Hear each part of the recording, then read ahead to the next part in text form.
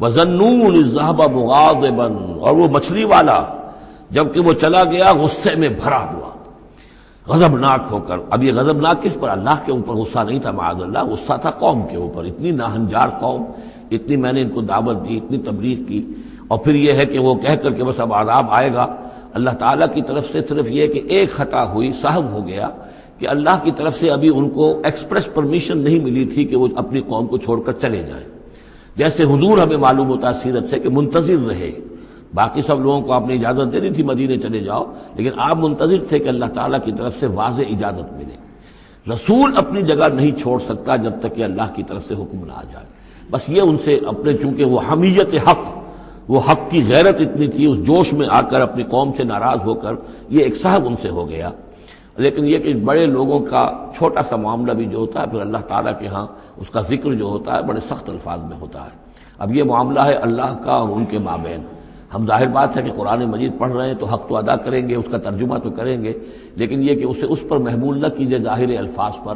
یہ جو ہے معاملہ اللہ اور ان کے ایک جلیل القدر رسول کے مابین ہے، اور پھر یہی وہ رسول ہیں جن کے بارے میں نے آپ کو حدیث سنائی ہے حضور کی کہ مجھے یونس ابن متہ پر بھی فضیلت مت دو، میری فضیلت کا معاملہ نہ کرو۔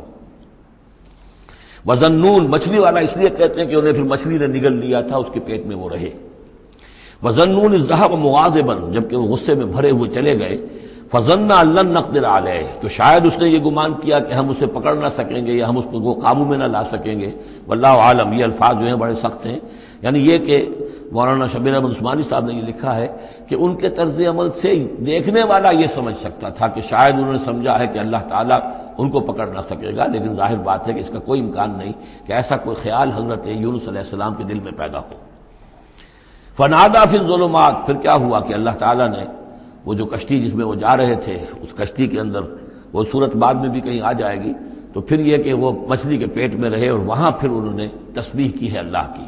فنادا فی الظلمات، تو پھر وہ اس تاریکی کے اندر مچھلی کے پیٹ میں اللہ تعالیٰ کو پکارتے رہے، اللہ الہ الا انت سبحانک انی کنت من الظالمین، کہ تیرے سوا کوئی الہ نہیں ہے، تو پاک ہے اور یقیناً میں نے ہی ظلم کیا، میں خطا کار ہوں، مجھ سے غلطی ہوئی ہے، اے اللہ معاف فرما دے۔